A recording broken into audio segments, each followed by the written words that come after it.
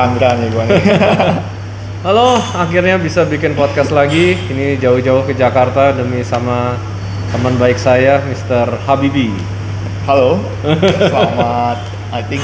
selamat pagi ya sekarang ya. Udah, walaupun udah di atas sama 10. Ya, nah, Mr. Habibi ini orangnya serba bisa, macam-macam bakatnya, banyak macam-macam kesaktiannya. Tapi kita mesti mulai lagi nih, dari masa kecilnya nih seperti biasa. Lahir di mana, Bang? Aku lahir di waktu itu namanya sebuah desa di Banyumas, namanya itu desanya namanya Kalibagor. Woyo, Kalibagor ya. seumur hidup gak pernah denger.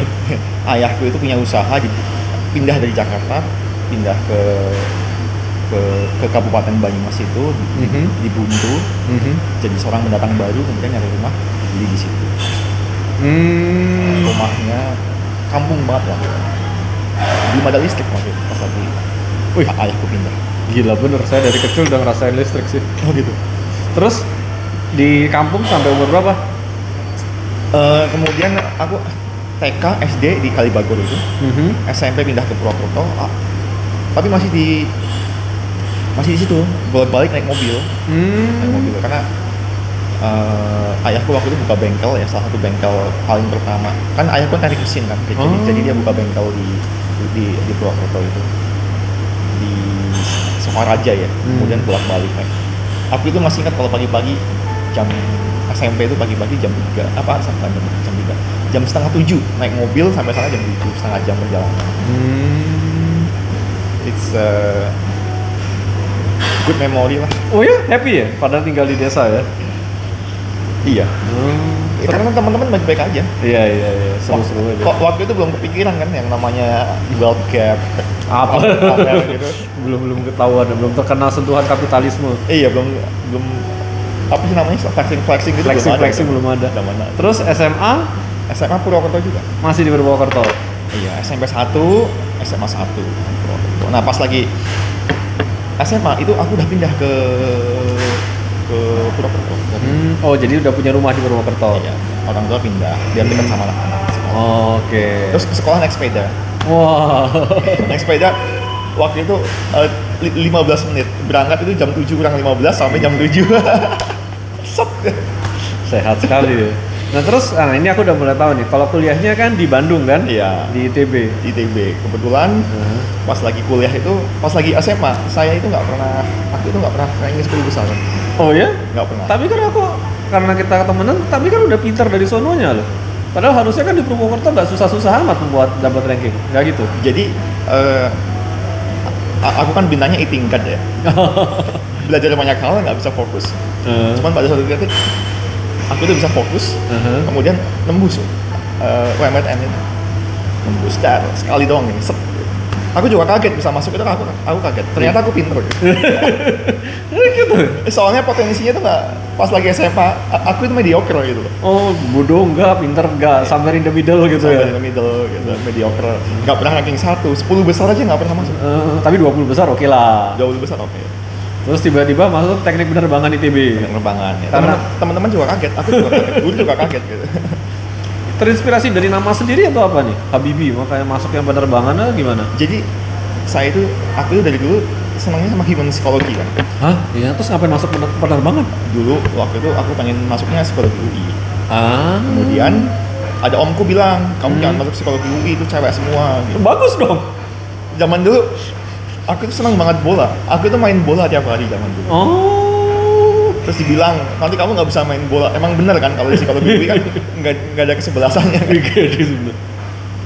Gitu. Habis itu dikasih tahu sama si omku itu masuk ITB aja. Terus omku bilang elektro atau mesin. Aku bilang sama bapakku gitu. Jangan, pagi-pagi aku bilang sama bapakku penerbangan aja. Kalau aku bilang boleh. Jadi itu last minute apa namanya, switch ya, destiny, takdir.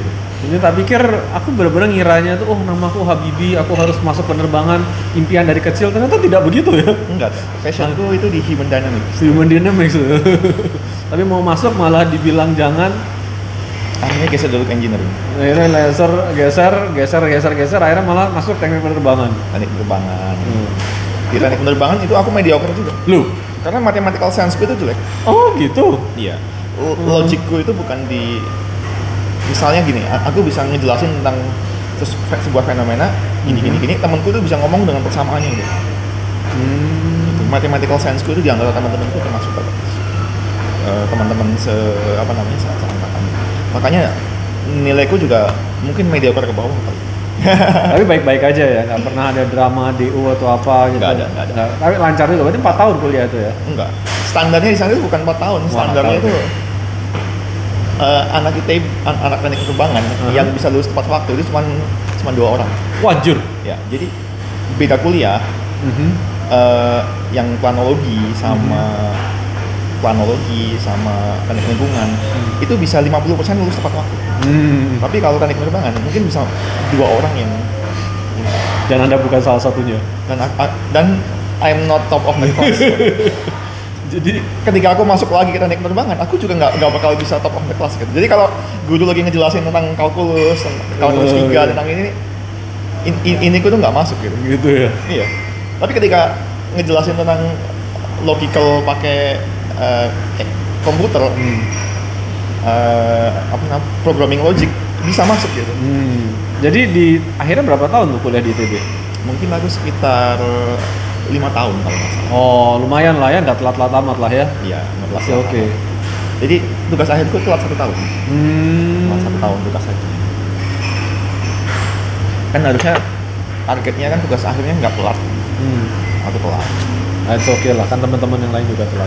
Lulus dengan angka 2,78. Oke lah, boleh. Dosenku ngomong gini, namanya Pak Mahardi, aku Kang Budi sama dia. Tugas akhirmu kasih nilai A ya, biar nanti kamu bisa lanjut S2. Dengan dia ngasih nilai A itu, aku bisa masuk, bisa ikut ujian PNS. PNS? Lu pernah jadi PNS? Enggak pernah. Cuman kalau syarat-syarat ngirim lamaran gitu kan 2,75. Oh iya. 2,78. Jadi habis lulus di ITB, kemana lagi nih? Aku waktu itu nyoba-nyoba nyari kerjaan, cuman yang manggil itu cuman bank. Oh, seneng dong jadi banker? Waktu itu banker yang manggil itu ada Bank Muamalat, ada Bank Mandiri aku jadi namanya itu ODP marketing tuh sampai ke atas, sampai ketemu sama wawancara direksi gitu. ODP itu kan ada beberapa, ada ODP IT, ada ODP biasa sama ODP marketing. Terus? Nah, udah sampai di atas, pas lagi di atas, aku udah dapet tuh surat keterima dari Prancis. Jadi aku cuma nyoba doang. Jadi pas lagi aku apply waktu itu kan teknik penerbangan kan lagi ngedrop. Iya. Oh ya 9/11 ya? Dunia penerbangan itu lagi ngedrop waktu itu tahun 2002-an ya. Iya ya 9/11 soalnya ya. 9/11 ya gitu ya. Iya 2001 kan 9/11. Tapi kan akhir tahun. Ngedrop ini 2002. Iya benar, waktu itu dunia penerbangan lagi. 2003. Nah, angkatan yang sebelum aku ya, angkatan 97 itu dari 70 orang mungkin ada 40-nya itu masuk ke bank. Sampai sekarang masih ada yang jadi VP gitu. Nah, angkatanku banyak juga yang masuk ke bank. Gitu. Nah, yang akhirnya kan aku kurang suka lah ya. Dunia perbankan ya? Iya, Pak. Dulu sama sekarang nggak tahu. Kalau sekarang aku malah suka sama banking. Kapitalis kan. Jadi gimana ceritanya tuh? Habis itu kan kuliahnya S2-nya di mana? Nah, karena aku ngambil teknik penerbangan kemudian susah nyari kerja. Aku ada 2 keputusan nih. Aku harus ngambil S2. Aku sukanya sama desain. Sama programming, ada 2 hal kan. Kemudian aku mikir yang paling banyak duitnya yang mana? Programming. Aku cari ngirim waktu itu ke Australia, ke Perancis, ke Belanda, gitu, ke Kanada gitu. Yang nerima cuma satu. Yaitu Perancis itu. Universitas apa? Namanya Telkom Sud Paris gitu. Jadi Parisnya di sini ya, di bawahnya itu ada kota namanya Evry. Kota Evry ini kota industri ya. Dibangun sama 3 ya. Ada CRN, ada apa gitu. CRN tahu nggak? Enggak. CRN itu Komisi Nuklirnya Uni Eropa. Di situ ada mini reaktor di kota itu. Kotanya itu baru dibangun tahun 70-an, tahun 80-an. Jadi sangat teratur banget. Nah, itu ibaratnya itu ini Jakarta, di bawahnya ada Bintaro. Nah, itu isinya orang hitam semua. Di suburb ya, suburban gitu. Suburban isinya orang hitam. Terus gimana kehidupan di Prancis? Jauh nggak sempat dari desa ke Bandung, terus tiba-tiba sekarang udah di Prancis? Gimana rasanya tuh? Ada culture shock atau gimana nggak? Di Prancis itu aku dulu hemat, mau beli kopi aja nggak bisa. Oh iya? Iya. Bukan nggak bisa ya, mikir kan 1 euro yang mungkin karena masih belum ada pendapatan kan. Ketawa. Zaman-zaman jadi mahasiswa ya. Iya kan? Datang waktu itu aku senangnya itu ke toko buku bahasa Inggris di Rue Rivoli kan. Namanya WH Smith. WH Smith itu zaman dulu belum di mana-mana. Kalau sekarang kan di tiap bandara ada WH Smith kan. Zaman dulu, kan. Aku masuk ke WH Smith, berangkat jam siang gitu kan. Pulang sore gitu. Baca buku di situ sambil berdoa, moga-moga aku nanti bisa dapat duit, bisa beli buku apapun yang aku pengen. Zaman dulu susah banget itu. Masa perjuangan ya. Masa perjuangan. Ya, jadi di kotaku itu ada toko buku yang dekat, namanya FNAC, namanya Virgin Store. Tapi mereka bukunya bahasa Prancis ya. Tapi kuliahnya pakai bahasa Prancis atau bahasa Inggris? Mix, kuliahnya mix. Jadi kamu bisa bahasa Prancis lancar dong?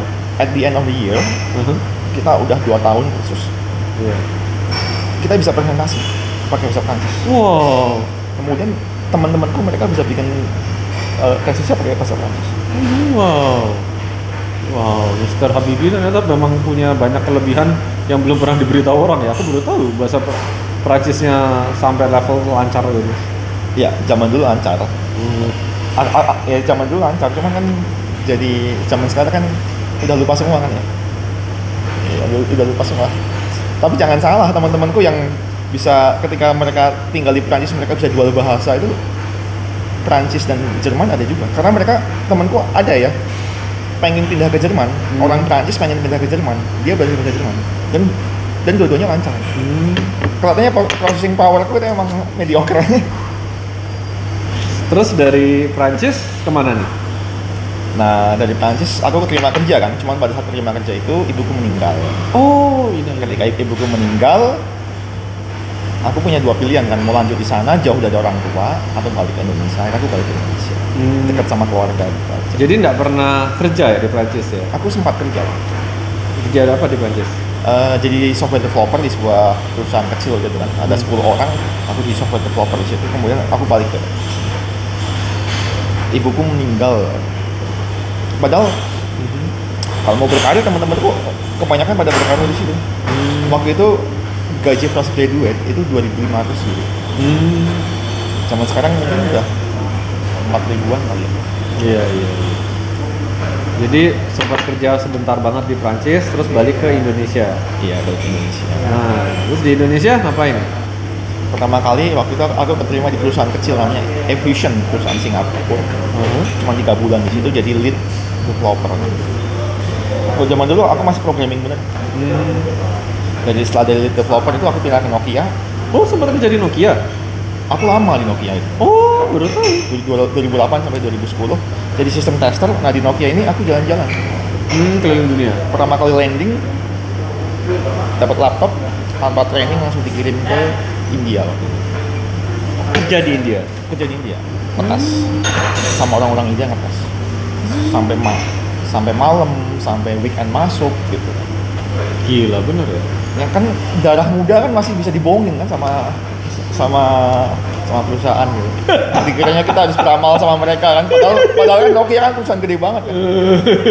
Iya kan Nokia kan perusahaan gede banget. Ngapain kita bantu mereka? Ngapain? Tapi zaman itu zaman jaya-jayanya Nokia ya? Atau udah mulai sunset Nokia? Zaman pertama kali aku masuk itu zaman jaya-jayanya. Belum ada Huawei. Iya, belum ada Huawei itu. Kan mereka kan mulai jatuhnya itu kan waktu kena Apple phone itu ya?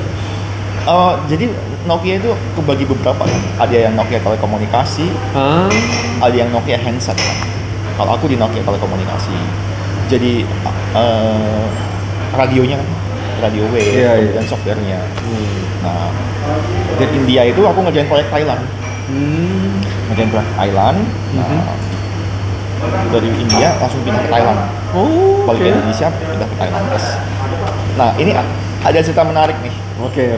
Jadi ketika aku kerja di India, itu aku dibayar pakai dapat gajinya kan dolar. Oh, bukan rupiah.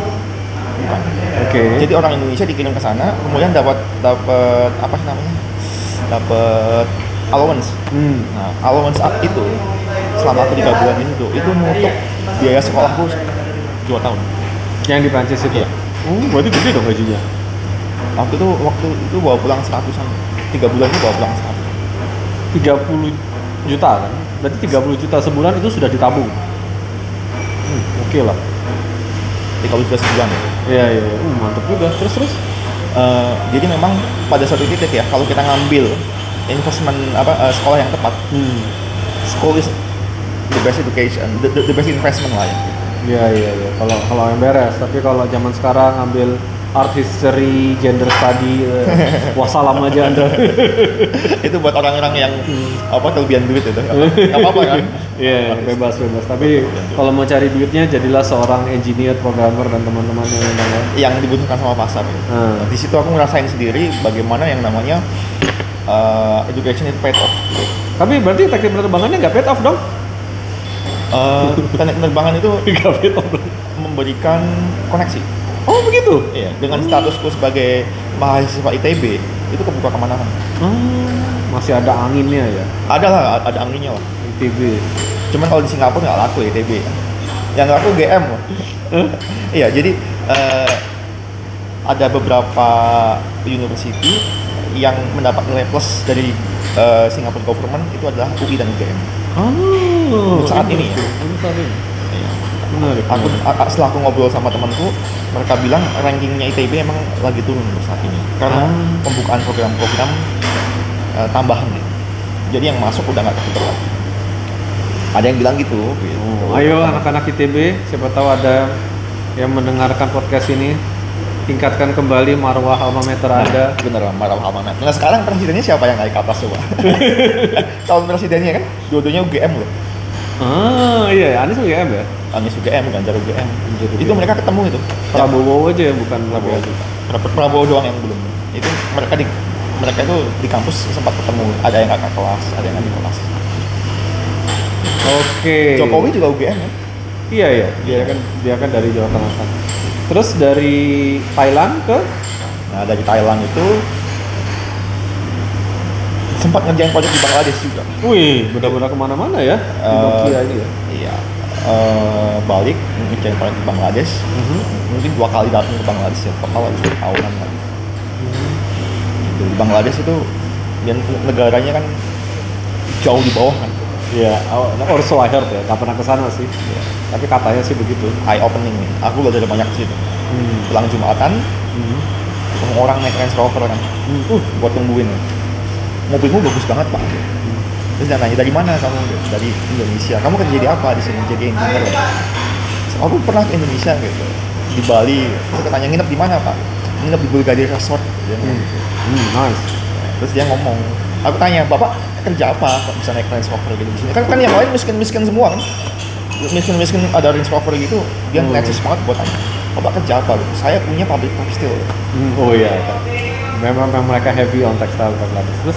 Terus oh ya udah, disitulah aku pertama kali tahu yang namanya Range Rover. Oh, ini gue harus punya kayak gini.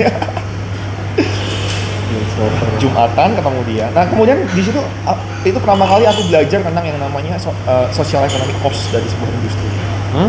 Menarik. Apa ini? Apa itu?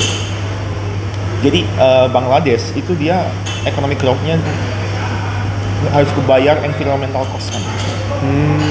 Itu kan polusi apa sih namanya, hasil buangannya iya banyak banget. Kemudian ininya nggak merata ya, hasil pembangunan nggak merata. Ada yang kaya banget di atas, yang di bawah jauh lebih banyak. Pertama kali aku belajar tentang yang namanya apa sih, kesenjangan sosial. Iya, social gap. Kalau di Indonesia mungkin nggak sekentara itu ya. Kaya, miskin, tapi masih bisa agak nyampur tuh. Ada middle class-nya. Ada middle class-nya. Kalau di Bangladesh enggak ya? Middle class-nya enggak ada. Non-existent. Indonesia zaman PKI nggak ada middle class tuh. 1, 2, 3, 4, 5 orang kaya, sisanya miskin gitu. Iya gitu. Tapi mereka nggak merasa miskin. Oh iya, memang merasa inilah hidup gitu. Middle class-nya itu bagi kita itu aku jadi ngomong takutnya menjelekkan gitu.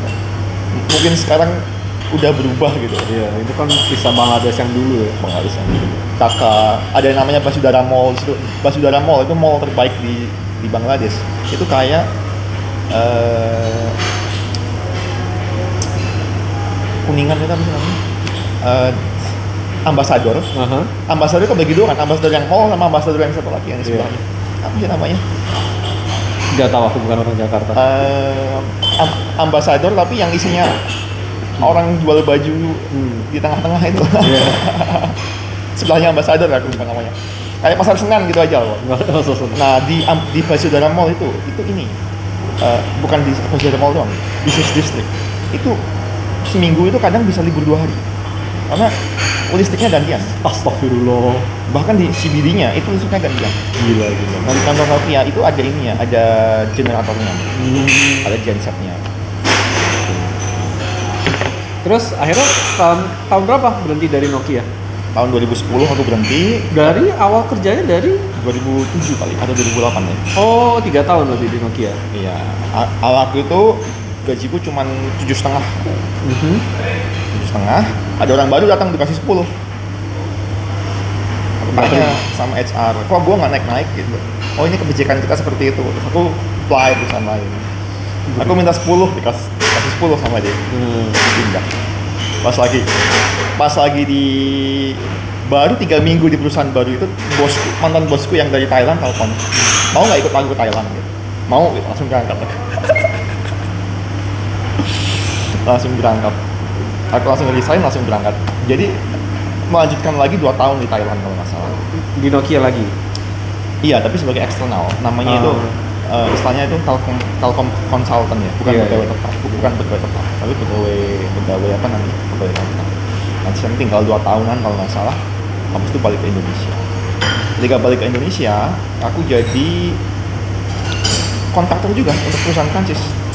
Jadi waktu zaman ISIS ini, itu perusahaan Prancis itu secara legal law mereka nggak boleh ngirim karyawan ke konflik area. Mereka nggak boleh ngirim karyawan ke konflik area, jadi orang-orang Indonesia yang dikirim waktu itu ke Irak, ke Jordan, ke Algier, ke Tunis, ke Kabul, ke Somalia ada, terus ada satu lagi yang dikirim ke tempatnya Basar Asad, tapi namanya nggak tahu. Basar Asad itu apa ya? Ada yang ke Yaman, ada yang satu lagi ke Jordan. Jordan mah bagus. Nggak ada apa-apa di situ. Cuman saat itu ketika aku sampai Jordan itu ada daerah-daerah kayak Wadi Rum itu ada orang-orang yang diculik. Waktu itu kan ISIS masih banyak kan. Ke Irak kita tuh 1 tahun 2 kali 3 kali gitu. Juga masuk ke situ dikawal sama mobil bersenjata. Ternyata pengalamanmu panjang juga, yang bagian ini baru tahu. Ternyata udah semi militer. Pas aku kan seneng militer gitu lah. Aku ke Irak itu pakai baju pakai tas yang kayak kamu itu. Tas tentara itu kan. Iya. Pakai baju aksesoris. Itu ketemu tentara bayaran beneran, aku gede-gede banget, buset. Tinggi-tinggi, kemudian di sini ada tulisannya perusahaannya mereka waktu itu kan Baker Hughes kalau nggak salah. Baker Hughes kan salah satu kontraktor militer kan. Mercenary. Ada Halliburton, mereka bikin jembatan, bikin airport gitu. Nah di situ kayak agak gimana gitu kan, sama-sama waktu itu di Dubai kalau nggak salah, nunggu pesawat ke Baghdad, ketemu sama dari mercenary waktu itu. Padahal itu kecil banget. Tahun 2015. Kemudian proyeknya selesai. Dari perusahaan Prancis itu mereka dibeli sama perusahaan lain, jadi proyeknya selesai. Kemudian aku setelah perusahaan itu selesai, aku sempat jadi dosen dulu 1 tahun. Oh iya? Baru tahu juga ini? Ya nyari-nyari kerjaan sana kemari kan. Oh, jadi dosen di mana? Di namanya itu Kristen Dwi Payana. Ngajar IT? Iya, information system di situ. Nah, kemudian waktu itu kan mau pemilu juga kan, ketemu teman-teman jadi konsultan politik juga, konsultan bisnis, konsultan. Sampai akhirnya tahun berapa gitu,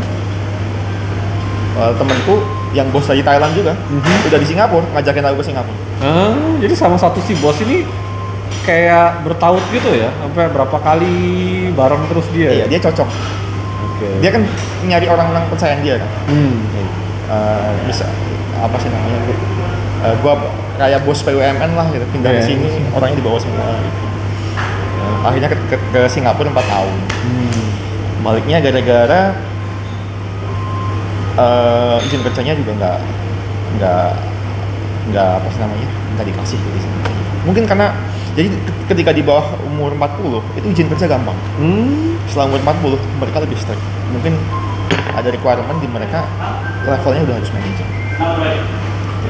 Aku ini ada beberapa kekurangan ya di diriku ya. Oh ya? Yang beberapa, salah satunya itu nggak pernah naik level jadi manajerial. Selalu berada dalam bermain di level teknis gitu. Expert ya, Iya. subject matter expert. Orang percaya sama technical. Terus yang kedua, aku itu kerja di Indonesia itu susah. Apply ke sini itu nggak ada yang manggil. Karena Mungkin rezekiku di luar negeri ya. nasib aja gitu. Iya, tiap orang itu nasibnya beda-beda kan emang. Iya. Aku kan orang properti kan. Aku pernah ketemu orang yang dia cerita temannya dia sih, bukan dia pribadi. Dia jualan villa tuh selalu villa mahal, 15 miliar gitu. Kok lu sombong amat? Carilah villa yang murah gitu kan. Malah nggak bisa ngejual ya. Malah nggak bisa ngejual. Nggak tahu kenapa dia bilang aku nggak ngerti. Aku cuma bisa jual villa yang mahal. Gitulah namanya rezeki ya. Iya. Begitu aku apply di luar orang percaya, tapi di Indonesia Nggak ada yang peduli. mungkin ada yang bilang gini, kan aku di awal karir kan udah langsung ke luar negeri kan. Jadi networkku di Indonesia itu nggak terbangun dengan baik. Dan di umur 40 tuh agak berasa ya. Maksudnya kan ketika umur 20 nggak punya network kan semua orang juga nggak punya network umur 20. So, kalau umur 40 agak berasa ya temannya siapa apa gimana ya.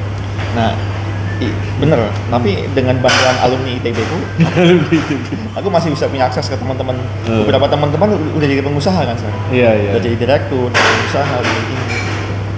Tapi selama ini aku nggak pernah dealing bisnis ya sama mereka ya. Asal friend aja. Belum pernah sama sekali. Walaupun aku punya kenalan ini, dealing bisnis sama mereka nggak pernah. Jadi networkku nggak bisa dikapitalis. Aku juga nggak bisa sih. Nah, terus gimana? Mau bahas apa lagi? Mau bahas tentang kesaktian dia. Saya kenal dia nih sama-sama senang sejarah, sama-sama senang trading, atau sama terakhir sekarang sama-sama senang metafisika. Kayak waktunya cuma cukup buat bahas satu, jadi mau pilih yang mana nih? Kita sama-sama ini ya, eating gut ya gitu ya. Ada lah. Jadi ada itu lah, 3 itu lah. Mau bahas apa nih? Sejarah, mau bahas Trading aja. trading atau mau bahas metafisika? Trading aja deh. Trading aja. Kamu gimana sih tradingmu? Gak apa-apa ya aku tanya sama kamu ya? Nggak apa-apa. Gimana? Tradingmu kan kemarin terakhir kali aku tahu kamu trading kan yang oil itu kan, Iya, di iya, mobil gitu. Aku trading untung 60% dalam 2 hari. Set. Dan 60% itu dari keseluruhan portfolio. Kemudian hilang 50% dalam 2 hari. Jadi memang kalau aku trading itu agak terlalu ganas gitu. Nggak bisa ngandalin diri sendiri. Jadi at one point aku menyerah saja. Aku sejarah trading, kalau ini malah buka kartu diri sendiri. Aku pertama kali saham tuh main 2007. 2007 itu berarti masih pakai telepon ya? Telepon ke sekuritas kan? Iya. Belum ada Android, belum ada. Oh, belum ada. Waktu itu Papa ngasih hadiah ulang tahun. Kamu jadi pemain saham termuda di Indonesia. Karena dibukain rekening pas hari ulang tahunku yang ke-17. Forward thinking banget ya? Jadi nggak mungkin aku, karena 16 tahun 364 hari aja nggak boleh punya rekening. Jadi aku pemain saham termuda di Indonesia. Dimodalin 25 juta. Dalam setahun naik jadi 70 juta. Saham apa? Bumi. Iya, mahal sekali. 2007 itu ya? Iya. 2007 naik Bumi, aku beli di 2000 sampai ke 8.000. 8.000 ya? 8.000. Puncaknya di situ kan? Iya. Tapi karena hodlnya berlebihan, turun ke gocap. Jadi hilang semua. Zaman dulu belum belajar technical analisisnya? Wah, nggak ngerti apa-apa. Belum ada YouTube kan? Kemudian 2008 itu, tapi lucunya gini. Aku sempat diversifikasi kan. Jadi sebagian besar 70-80% portfolioku di Bumi. Ada 10% doang yang di apa tuh perusahaan kayu itu loh. Wood. Bukan. Perusahaan kertas. INKP. Aku ada kayak 10% portfolioku di INKP. Itu gini juga kan? Bagus Jadi, ya? jadi kemudian aku nggak pernah sentuh lagi portfolioku. Dan tahun 2019, ya, jadi 10 tahun kemudian, 2018 10 tahun kemudian, kadang-kadang kan tahun 2012 dan 2014 ada aja broker, halo Pak, saya ada broker baru di Trimegah, Bapak akunnya gimana, apa kabar? Dan saya selalu bilang saya sudah sakit hati, saya sudah trauma, saya sudah muak gitu kan. Terutama terakhir yang 2018 itu, Pak, saya sudah muak, uang saya sudah habis, lihat aja trading history saya. Dia bilang, Pak, duit Bapak udah balik Pak. Maksud kamu, lihat aja portfolio Bapak. Udah naik 10 kali lipat ya INKP-nya? INKP aku beli di 2000, jual di 12.000. Buset, 6 kali ya? Iya, jadi baru aku lihat tuh sejarahnya. Jadi aku beli di 2000, itu turun ke 1000. Kemudian tiarap sampai 10 tahun. Dalam 1 tahun terakhir terbang ke 12.000, aku jual. Nunggu lagi 3 bulan itu 18.000. Jadi cancel lah. INKP itu bagusnya. Lagi uptrend nih. No idea. Tapi sekarang Terus 2020 ya, karena nggak bisa kerja properti waktu itu COVID, kan harus belajar sesuatu yang menghasilkan uang ketika turun. Jadi banyak nge-short, belajar main forex. Forex awalnya untung, tapi ujung-ujungnya apa ya? Akhirnya rugi. Sebenarnya secara nominal nggak terlalu gimana ya. Tapi forex tuh bagi aku secara mental itu terlalu berlebihan. Ketika menang terlalu senang, ketika sedih terlalu stres. itu karakter kita, karena kita sama-sama eating gut ya. Jadi saya pernah main saham untung 50 juta, main kripto untung 50 juta, main forex untung 50 juta, tiga-tiganya pernah. Paling seneng untung forex 50 juta. Rugi 50 juta di saham pernah, rugi 50 juta di kripto pernah, rugi 50 juta di forex pernah. Paling sakit hati itu rugi di forex 50 juta. Jadi untuk nominal yang sama, tidak ada yang lebih stressful daripada di forex. Iya. Jadi sejak saat itu aku nyerah.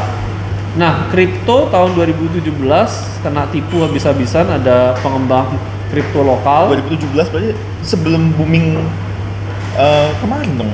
Iya. Sebelum pandemi. Iya. Berarti booming yang sebelum 2018. Jadi kan 2017 kripto booming, 2018 mereka mulai crash. 2018 itu aku masuk karena kan pola pikir orang properti kan. Iya. Kayak kita mau mikirnya kan kayak kalau kita mau beli apartemen beli waktu masih gambar. Iya. Jadi pola pikirnya orang properti. Emang harus gitu ya? Ketika beli masih gambar itu memang di best banget ya? Logik kan. Kayak kita mau urusan sama petani, ketika kita ijon dari bibit kan lebih untung daripada ketika kita udah beli semangka. Itu logiknya orang properti, tapi ya kemudian mereka permainan bandar, mereka rakpul, karpetnya ditarik. Properti juga ada rakpul kan? Ada. Kalau kita lagi sial, apartemennya nggak berdiri tuh. Nggak berdiri, rakpul. Developernya kisruh, kacau. Jadi itu di 2018 kena tipu. Tapi 2020 puji Tuhan kripto buruan, jadi ya baliklah puji Tuhan. Itu sih. Sempat masuk Bitcoin juga kamu ya? Iya, sisa-sisa kena tipu tahun 2020. Tapi ini kan podcast bukan tentang aku. Jadi gimana cerita tradingmu? Jadi tradingku itu, aku itu mulai trading tahun 2007 ya. Itu belajarnya susah banget. Seangkatan. Susah karena apa? Karena waktu itu teman-temanku di Nokia itu semuanya trading semua. Semuanya trading semua. Bosku itu dia itu trading sampai bikin bot yang menguntungkan sampai dia di exile dari MT4. Jadi kan dia jago coding kan. Iya. Waktu itu semua orang pas lagi di Thailand itu teman-teman gue teriak-teriak, aku beli spion Camry ini pakai bumi. Terus pada scalping gitu, bumi dewa itu mereka pada scalping gitu. 14 juta sehari, 15 juta sehari. Nah, waktu itu kan belajar susah banget, nggak ada YouTube, nggak ada ini. Satu-satunya video yang pertama kali aku tonton itu videonya Timothy Sykes itu ngajarin tentang penny stock. Ini penny stock. Habis itu aku coba nggak ngerti hanya kalau analisis itu, aku belajar nggak paham kan. Turun ngedrop, apa namanya investasi itu ngedrop, cuma ikut orang.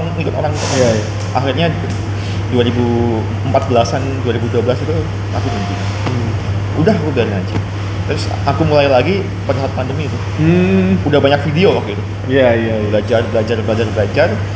Mungkin dari selama 2 tahun belajar dari sekian banyak YouTube ini baru berasa itu sekarang.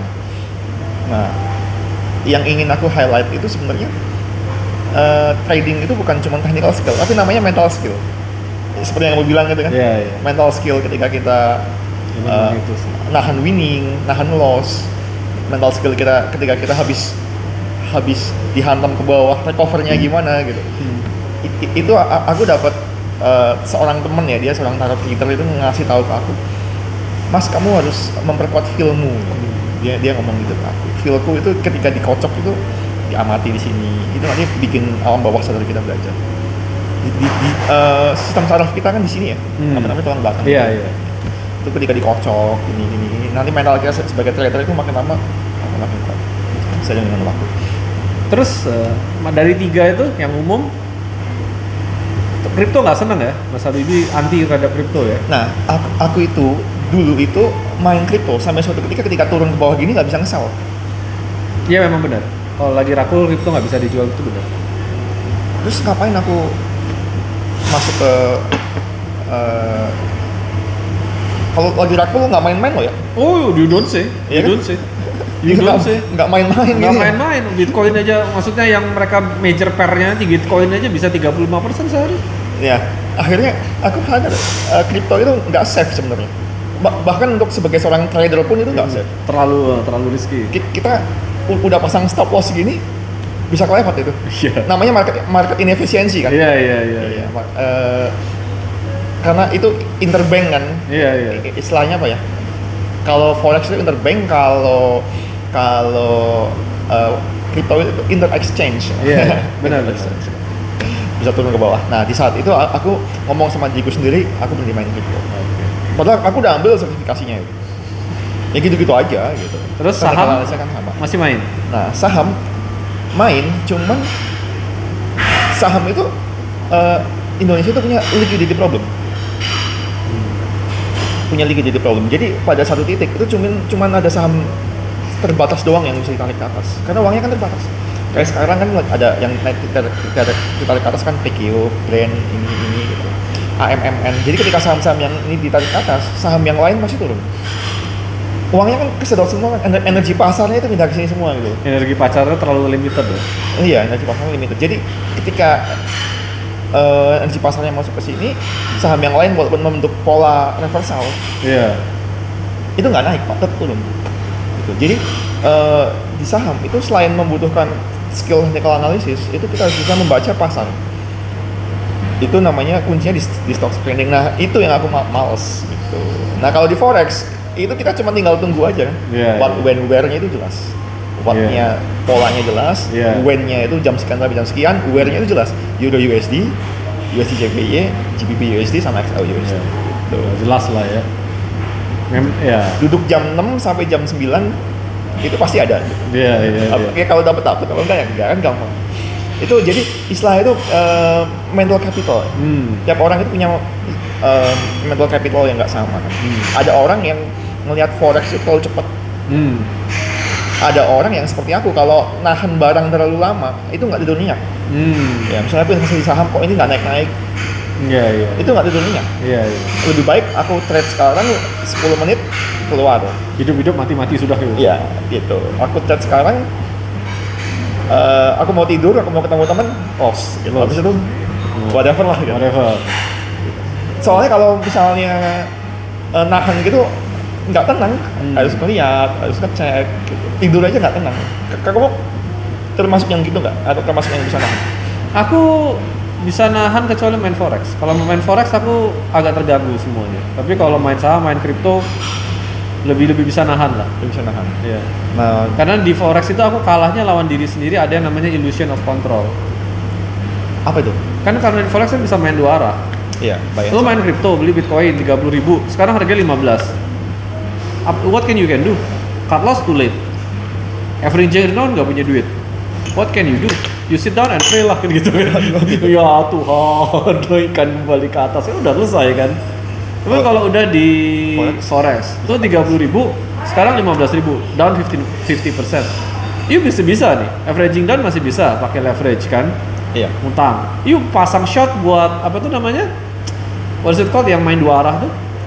Hedging bisa. Jadi ada banyak orang, terlalu banyak kemungkinan akhirnya pusing sendiri. Jadi sering aku main tuh posisinya tuh at one point kacau balau. Jadi put ada berapa, call ada berapa gitu kemudian. Ini option kan put and call? Iya. Maksudnya kayak buy ada berapa posisi, sell ada berapa posisi, terus udah campur aduk gitu.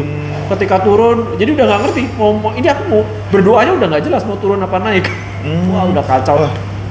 Emang hedging strategi itu memang nggak semua orang bisa. Ya, Tapi kalau bisa. Jadi ya aku menyerah. Ada satu hal yang aku pelajarin itu nggak. Yang pertama itu nggak semua orang itu natural born trader. Iya. Ya kan? Memang. Kayak Mark Minervini itu dia 7 tahun dia sebelum dia bisa jadi profitable trader dia 7 tahun perjalanan. Kayak Percy Sutikna itu dia 11 tahun. Ya, Warren Buffett aja baru kaya umur 59. Aku punya teman-teman yang mereka itu natural born trader, man. Iya. Entah gimana caranya mereka cuan, tapi ketika suruh ngajarin nggak bisa. Itu aku nggak ngomongnya mereka itu dewa judi. Dewa judi. Aku pernah kan ketemu sama dewa judi gitu, dia sebulan 30 jutaan gitu ya. Tapi ngajarin aku bayar 3 juta gitu, dia ngajarin ilmunya gini gitu. Nah, ketika aku bareng sama dia cuan, tapi ketika pulang ke rumah jadi nggak cuan gitu. Oh ya udah gitu. Aku harus bisa nemu guru yang dia bisa transfer ilmunya fix gitu. Dan itu jarang. Bahkan di IHSG pun banyak guru yang mereka itu ilmunya belum fix, nggak bisa transfer. Udah berani ngajar mereka itu nggak sadar kalau mereka itu sebenarnya nggak punya transferable knowledge, mereka itu dewa judi gitu loh. Emang nggak bisa ngomong sih, ngajarin orang buat istilahnya dunia financial market ini memang sangat gray area, susah sih diomongin. Banyak tacit knowledge-nya. Istilahnya tacit knowledge. Oke, kita sudah mulai di penghujung acara sih ya. Sudah di ujung ini session. Jadi Mr. Habibie ini orang yang banyak. Ternyata saya juga baru tahu tadi itu banyak kisah hidupnya panjang dan itu pun juga dalam waktu yang singkat ini nggak bisa dibahas semua. Knowledge segala macam, skill segala macam. Gimana? Ada pesan-pesan nggak untuk para pendengar di rumah? Apa ya? Beli BCA. Beli BCA kalau lagi turun 10%. Gak, gimana? Ada pesan apa buat para apa ya? Buat teman-teman aja nih ya, buat pemirsa nih. Ada sebuah pesan dari Ray Dalio. Ray Dalio itu hedge fund pinter ya. Kemudian aku sampaikan lagi ke teman-teman. Suatu ketika Ray Dalio itu ngomong gini, the goal is to become irreplaceable. Tujuan hidup kalian itu adalah menjadi orang yang nggak bisa tergantikan. Bukan untuk dunia, nggak perlu kita jadi Albert Einstein, nggak perlu kita jadi ini, nggak perlu jadi Madonna, nggak perlu jadi Taylor Swift. Cuman kamu cukup jadi irreplaceable buat orang-orang terdekat kamu, buat kakak kita, buat adik kita, buat teman kita, gitu kan. Kita harus bisa jadi irreplaceable. Dalam artian kita berbuat baik sama mereka sampai jasa apa namanya sentuhan kita itu irreplaceable buat mereka gitu. Itu si apa sih namanya si Ray Dalio itu memberikan purpose ya kan, memberikan why kan buat kita kan. Nah, itu yang aku ingat sampai sekarang. That's a very deep message. Okay, thank you ya. Okay, goodbye. Bye.